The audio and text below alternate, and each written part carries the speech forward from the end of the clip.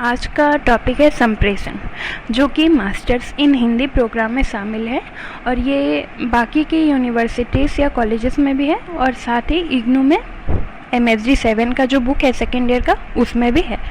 तो संप्रेषण क्या है, संप्रेषण का स्वरूप, संप्रेषण का तकनीकी पक्ष और साथ ही संप्रेषण के बढ़ते चरण, ये सब टॉपिक संप्रेषण के चैप्टर में आता है। तो सबसे पहले हम ये जानते हैं कि संप्रेषण क्या है।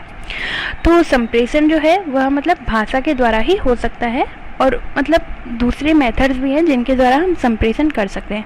तो सबसे मुख्य संप्रेषण जो है वह भाषा के द्वारा ही होता है, भाषा के बिना संप्रेषण पॉसिबल नहीं है। तो मतलब संप्रेषण 3 प्रकार के होते हैं। एक है पहला मौखिक संप्रेषण, सेकंड है लिखित संप्रेषण और थर्ड है इंगित संप्रेषण।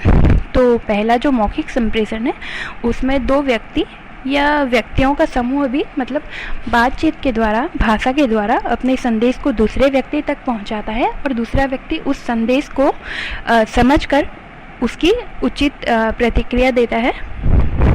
तो इसी प्रकार संप्रेषण होता है।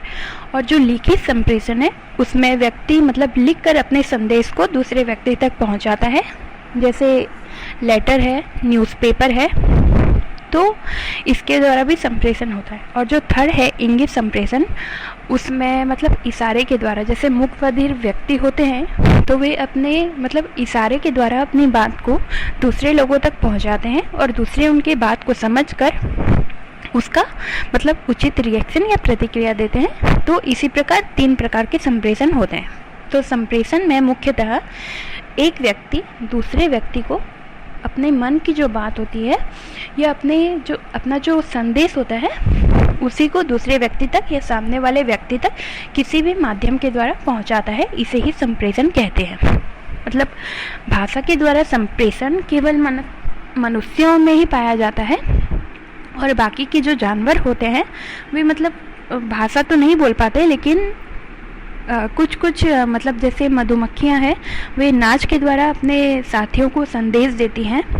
तो और जैसे चींटियां हैं वे मतलब गंध के द्वारा अपने साथियों को संदेश देती हैं। तो उनके साथी मतलब उस गंध को पहचान कर यह जान पाते हैं कि कहाँ पर भोजन है और मतलब उन्हें किस दिशा में जाना है। तो अब सबसे पहले जानते हैं कि संप्रेषण करने के लिए हमें भाषा का ज़रूरत पड़ता है। तो भाषा क्या है? भाषा जो है वह एक रचना है।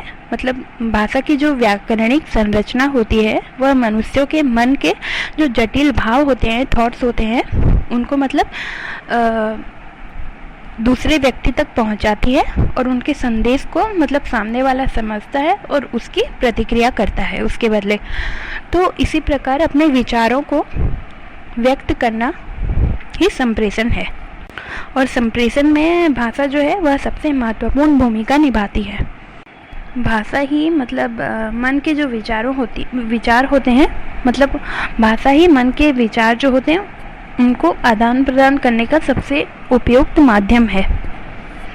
संप्रेषण में 2 लोगों की ज़रूरत होती है या बहुत लोग भी आपस में संप्रेषण कर सकते हैं, परंतु जो महत्वपूर्ण होते हैं वे 2 ही होते हैं। एक वक्ता जो मतलब अपने संदेश को देता है या बोलता है, और एक श्रोता मतलब जो उस संदेश को ग्रहण करता है।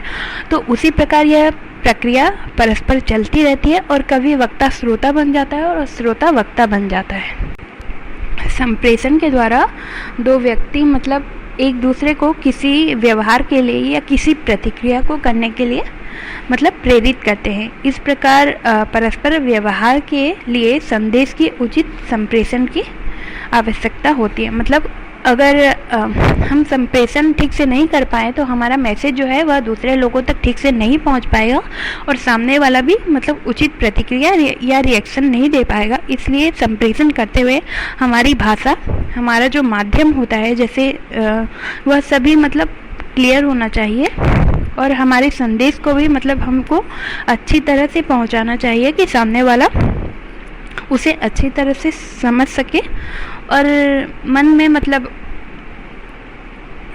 उस बात को समझकर अच्छे से रिएक्ट कर पाए।